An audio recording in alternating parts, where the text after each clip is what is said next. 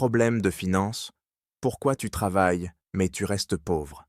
Tu travailles dur, tu te lèves marceau, tu fais des efforts, et pourtant, à la fin du mois, il ne reste rien.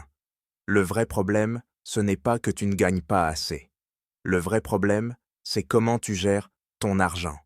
Beaucoup de personnes gagnent peu et s'en sortent. D'autres gagnent plus, mais sont toujours en difficulté. Pourquoi? Parce que l'argent mal géré disparaît toujours. Premier problème, tu ne sais pas où va ton argent. À la fin du mois, tu dis « Je ne comprends pas, l'argent est parti trop vite ». Mais as-tu noté tes dépenses? Non. Tu dépenses de sans regarder, petits achats inutiles, abonnements oubliés, nourriture, achetés sans réfléchir, sorties non prévues. Résultat, ton argent fuit comme de l'eau dans un panier. Règle simple, si tu ne contrôles pas ton argent te contrôlera. Deuxième problème, tu dépenses avant de penser. Dès que l'argent t'arrive, nouveau téléphone, nouveaux habits, plaisir immédiat. Mais les factures, elles, arrivent aussi. Et elles n'attendent pas.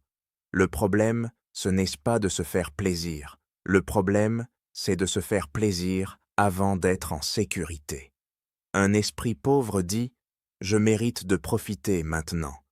Un esprit intelligent dit « Je sécurise d'abord, je profite après ». Troisième problème, tu vises au-dessus de tes moyens. Tu veux vivre comme quelqu'un qui gagne plus que toi.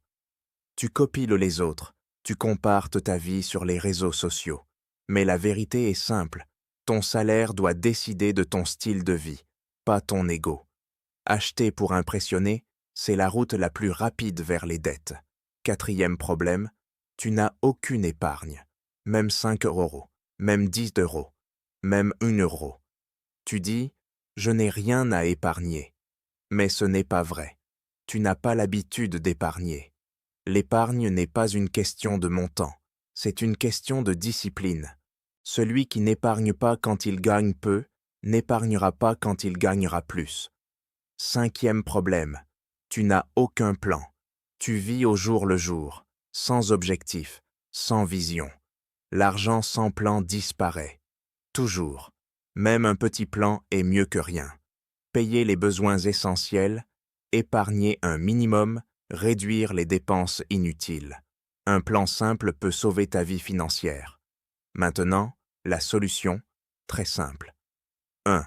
Note toutes tes dépenses, même les plus petites. 2. Priorise les besoins.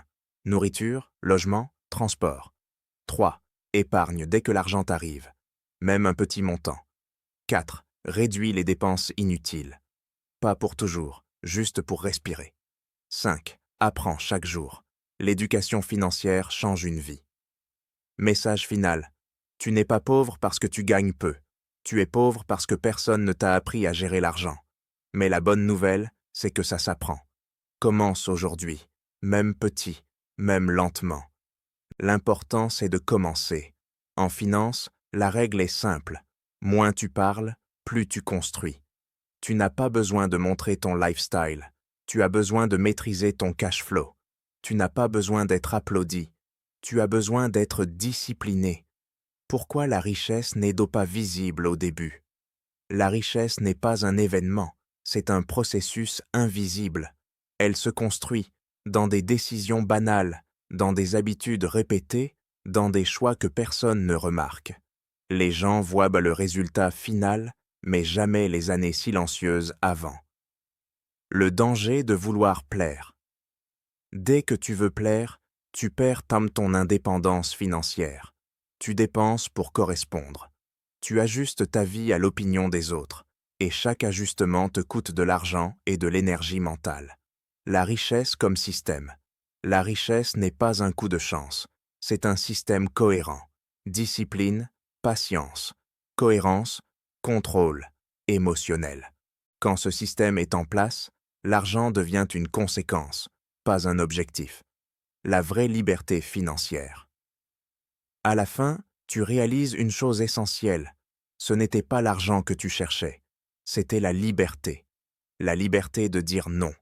la liberté de choisir, la liberté de ne dépendre de personne, et cette liberté ne se construit jamais sous les projecteurs. Conclusion finale. La richesse n'est pas un spectacle, c'est une construction silencieuse. Moins tu montres, plus tu protèges. Moins tu parles, plus tu avances. Si tu veux vraiment réussir financièrement, arrête de chercher la reconnaissance et commence à construire un système. C'est ça, la vraie intelligence financière.